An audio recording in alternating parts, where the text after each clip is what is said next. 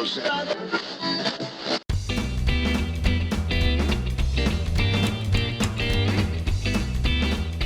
Howdy, and welcome to Wise About Texas, your award-winning Texas history podcast. This is your host, Ken Wise. I really appreciate you tuning in today for a little Texas history.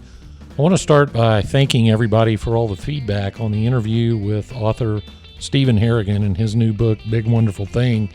Keep it coming. I've got another interview scheduled this week. I'm going to record it. As a matter of fact, I think you'll find it interesting. It's another in the Writing Texas History series, but from a little bit different angle. So stay tuned. There may be a regular episode, maybe a bonus episode, but I enjoyed doing the interview, and Stephen Harrigan's book's doing very well, and I'm very, very interested in all your thoughts on it. And well, it's finally getting cooler as we record this episode. I'm recording and releasing this episode in October 2019.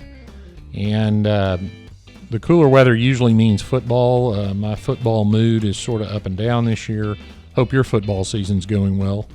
But what is going on right now as I record this is the Houston Astros are playing the Washington Nationals in the World Series, and they just tied it up 2-2 last night. So we're all very excited in the Houston area for the Astros. Fall means hunting season too for all of you. I hope you're getting outdoors, enjoying some of the great hunting we have in Texas. I'm looking forward to getting out myself in the southeast Texas area. It's hot one day, cool the next this time of year. I call it a one straw day, then a felt day. Anyway, the older I get, the more I certainly enjoy our cool weather. And I'm lucky to spend a lot of time on ranches around Texas. I'll drive a long way to visit a new ranch, and I always enjoy it. Hunting season usually affords the opportunity to spend a little more time on a ranch, and of course, that makes me think about cattle. So today, we're going to talk a little bit about the cattle business and learn about someone who ranked right up there with the cattle kings of Texas. This person was well educated, which was often the exception rather than the rule. This person actually taught school before discovering the cattle business. And in addition to a school teacher, this person was also a freelance writer. But once some of the proceeds from that writing and that teaching were invested in cattle and increased almost tenfold, the cattle business looked pretty good. This person went up the Chisholm Trail, registered one of the earliest brands in Travis County, Texas, and died wealthy. The difference was this person was a woman. So let's go back to the late 1800s and learn about Lizzie Johnson, the Texas cattle queen.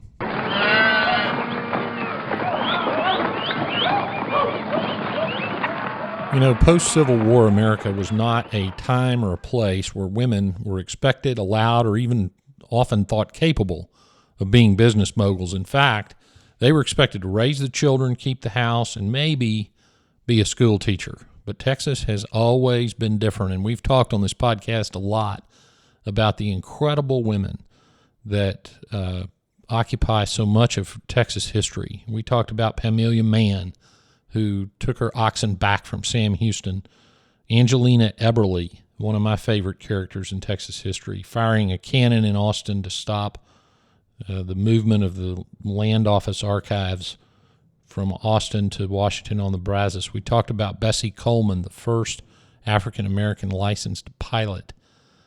Well, Lizzie Johnson ranks right up there with great Texas women. She was the daughter of Thomas Jefferson Johnson and Catherine Hyde Johnson, and she was born in Missouri in 1843.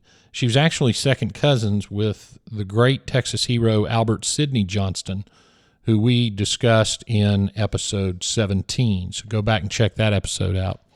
Her father started a school in Hays County, Texas, just south of Austin, south of Travis County, called the Johnson Institute. And that place itself has a unique history. I found out as I was working on this episode. It started as a log building, but in 1868, Thomas Johnson built a limestone building that was both the school building as well as the dorm. It was a boarding school. And after Johnson died, it remained open for a few years, even after his death, before closing. It also had a cemetery on the grounds, and Thomas Johnson and his wife, Catherine, were both buried there, as were some slaves and other members of the family. But what's more interesting is that the famous author Walter Prescott Webb bought the old Johnson Institute property in 1942. He leased it out to someone else for use as a boys' summer camp. Another famous author, Roy Bedichek, lived at the camp in 1947, and that's where he wrote his famous book, Adventures of a Texas Naturalist. Eventually, the person who leased the property for the camp bought it, and it remained operating as a camp until 1984. At that point, the property was sold to something called the International Society of Divine Love, which proceeded to build a huge temple on the site, as well as mess around with the graves of the Johnsons, which ended up getting them sued in the 90s. And they essentially destroyed the limestone building, and the Texas Historical Commission removed the recorded historic landmark designation. So, and not a very nice end to that historic property, but it definitely hosted some historic events. One more thing about Mr. Johnson's school. He was actually offered the present-day site of the University of Texas as a location for that school, but he reportedly turned it down because he was opposed to all the liquor and drinking that occurred in big cities. Imagine that, drinking at the University of Texas. But I digress. Mr. Johnson was a very strict schoolmaster, apparently. His nickname was Old Bristletop, and the students were convinced that he could see miles in every direction because he always caught them when they were up to something. So that's the father that raised Lizzie Johnson, and she started teaching at the Johnson Institute when she was 16 years old. And she took after her father, and she had the reputation as a strong disciplinarian too. She taught French, math, bookkeeping, which was accounting for us, music, and spelling. And by the way, in addition to her father's school, Lizzie had a diploma from the Chapel Hill Female College, which was, speaks for itself. It was a female college in Chapel Hill, Texas, right outside of Brenham. And the head of that school was a man named Reuter, who was a former president of Transylvania University in Kentucky, where Stephen F. Austin and many other early Texans, including some of my family members, attended. That Chapel Hill College closed in 1912. Well, Lizzie went on to teach in Manor, Texas, Lockhart, and Austin, but she had a little secret. She was a writer on the side. She was a freelance writer. She would write for various magazines, including one magazine, coincidentally called Judge Magazine. Happen to like that title. What was interesting about that magazine, I discovered, was one of the former editors that started at that magazine ended up founding the New Yorker magazine, which still exists today. So I think we as Texans can claim credit for the New Yorker magazine, although I'm not sure we want to. You can decide that. Well, Lizzie got paid as a school teacher, but she made quite a fair amount of money for her writing. And she was very frugal, saved the money, and she began investing it. And she invested it in cattle. Now, remember, this is post-Civil War Texas, and the cattle business was booming, at least in the north. She registered brand number 45 in the Travis County Brand Book. You can go look at that. It belongs to Elizabeth Johnson. That's our Lizzie. It was registered on June 1st, 1871, and she records the markings on her cattle as 3 ear notches, and her brand is a CY brand in very elegant font, befitting, of course, a school teacher. Now, I mentioned the cattle business after the Civil War. When the Civil War started, of course, many of the people who had cattle herds, the men went off to fight in the war, and the cattle herds became unmanageable, and they were just allowed to roam. They weren't tended. And so loose cattle swarmed all over the state of Texas for that and other reasons. And obviously, when you have a lot of something, they became less and less valuable. In fact, there was a point in time where they were killed solely for their hides and their tallow. Those times were called the skinning wars, because the meat was left to rot because it just wasn't that valuable. But the opposite was true up north. Demand was very high. So if Texans could figure out how to get that beef up north, they'd make a huge profit and even get rich. And so it was around this time that Lizzie, and remember she was a bookkeeping teacher, an accounting teacher, saw an opportunity to build a herd. And so she had made an investment in stock of a cattle business that did very well. So that's how she learned how lucrative this business could be. But she also figured out if she could go brand some of these wild cattle, she could build her herd fairly quickly. And that's exactly what she started to do. In the meantime, she got married. She got married in 1879 to a man named Hezekiah Williams. And from time to time, we come across these names that are not used as much as I think they ought to be. So any listeners out there about to have a boy, you might want to consider Hezekiah, just saying. Lizzie was 36 years old when she married Hezekiah, and of course that was very unusual back then. He was a preacher, but he was also a drinker. And Lizzie didn't quite like that. Her dad raised her to hate the evils of alcohol, as I had mentioned earlier, and but she tolerated it, apparently. But she did one other thing that was also very unusual for the time. She kept her business separate from her husband's business. In fact, they used different brands. Hezekiah had cattle too, but he recorded a different brand, and he recorded it in Travis County 10 years after Lizzie. You can see that in the brand book. Hezekiah's brand was recorded in 1881. It reminded me when I was reading that, I had a great aunt and great uncle in Montgomery growing up in the 70s, and they also kept their cattle separate, which was always amusing because if one of them got sick and I was with my great uncle, that would have been one of my great aunt's cows. And of course, when we went to the auction, we were taking my great uncle's cows anyway. That was pretty funny. It made me think of them. But they had to get those cattle up north. And so Hezekiah was going to take his up the Chisholm Trail, and so was Lizzie. The difference is Lizzie wasn't going to send them. She took them herself. A family that drives cattle up a trail together must stay together. Lizzie went up the Chisholm Trail like any other cowboy. And when she got, we think she may have been the first. She was not the only woman to go up the Chisholm Trail. There are others in history that are recorded as making these trips. And these were very hard trips. But we think Lizzie may have been the first or one of the first. And when she would get up to the end of the trail, she would work for a time in St. Louis as a bookkeeper, and she would keep the books for these other cattlemen, which would also make her some extra money. So she was quite the entrepreneur. Well, about the 1880s is when the cattle business started to trail off. No pun intended. And but Lizzie was tough. She went up the trail several times and managed her business very carefully. She was said to have a wonderful eye for picking out the best cattle. But an interesting little phenomenon in the Williams family, Lizzie and Hezekiah used the same foreman to manage their herd. And apparently Lizzie and Hezekiah each separately told that foreman to brand the other's unbranded calves. And he would joke that Lizzie would brand all of Hezekiah's calves and Hezekiah would brand all of Lizzie's calves. So you can imagine that was something else. Well, Lizzie had a great eye for business in addition to cattle, and she started buying real estate.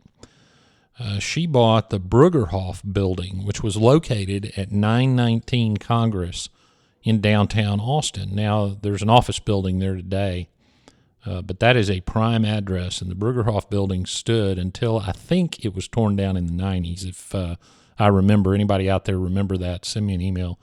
But she held that building for quite a while and lived in it. She also owned a building at 215 6th Street, which is down from a little bit east of the Driscoll Hotel.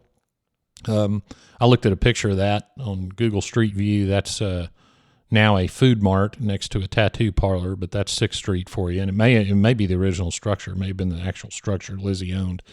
She had land in the hill country. She had ranches in far west Texas. She even had some property near Conroe in Livingston.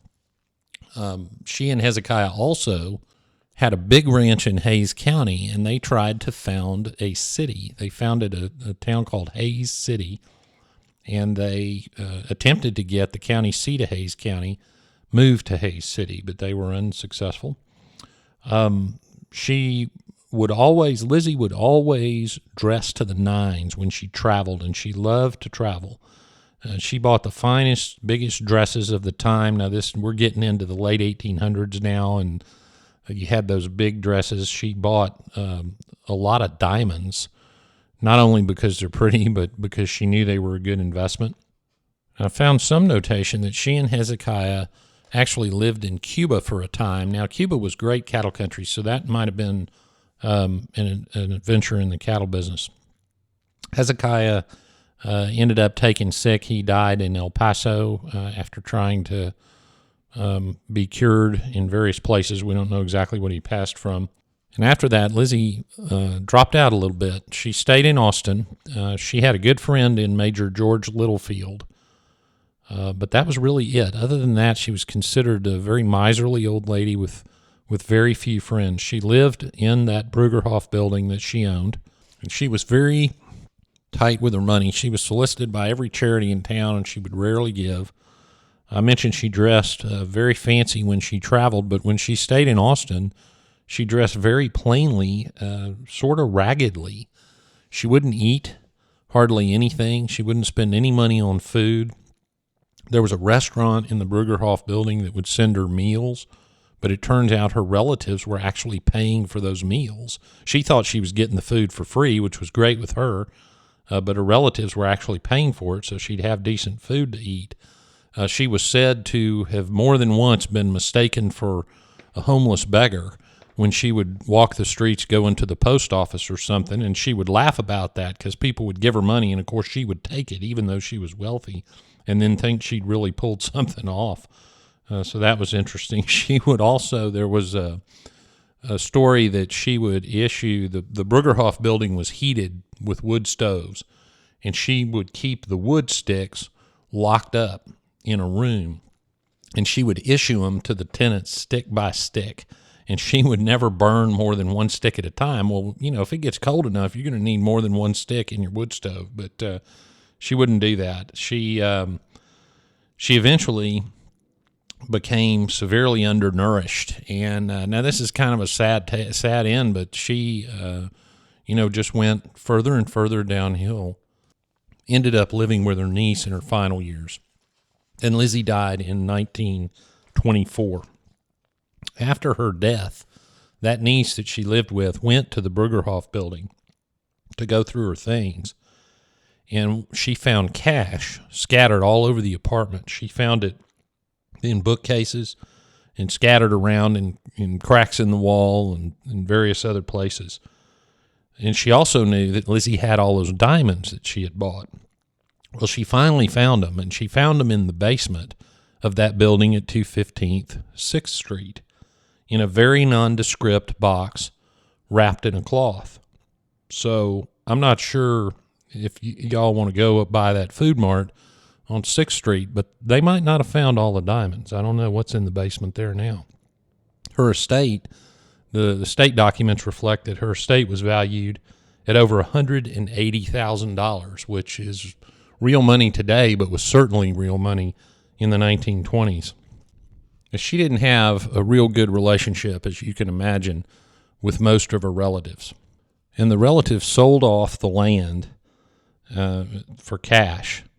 And of course, much later, there was oil discovered on much of Lizzie Johnson's land. So if she had lived even longer, she would have gone from cattle baron to oil baron. Well, Lizzie Johnson, toward the end of her life, was certainly a recluse, but she was also a Texas legend. She was more educated than most women of her time, a sharper business person than most women of her time, an entrepreneur and a trailblazer, literally and figuratively. And that was Lizzie Johnson, the Texas cattle queen. Well, now we come to the part of the episode called Getting There, where I tell you how to go see a couple of places I talked about in the episode. Lizzie and Hezekiah are buried next to each other in the historic Oakwood Cemetery in Austin, which is off of I-35 near the University of Texas tennis facility, right across from campus. You can't miss it. They're in there. The Brugerhof building, as I mentioned, was torn down. 919 Congress is a large office building. The Texas Tribune is in there, I know for a fact, and there are other businesses in that building. And the Johnson Institute was located on Camp Ben McCullough Road, which is the road to the famous Salt Lick barbecue restaurant outside of Austin. But there's some sort of religious temple built on it now, so if you see signs for some kind of temple, that's where the Johnson Institute was and where the authors Walter Prescott Webb and Roy Bedichek did so much of their work. Well, that wraps it up for this episode of Wise About Texas. Thanks for tuning in today. You can find us on Facebook, the Wise About Texas Facebook page. You can find us on Twitter and Instagram at Wise About Texas. Tell a friend about the show, and if you have a minute, leave a review on iTunes. I appreciate you listening. Go out and do something for Texas today. And until next time, God bless Texas, and we'll see you down the road.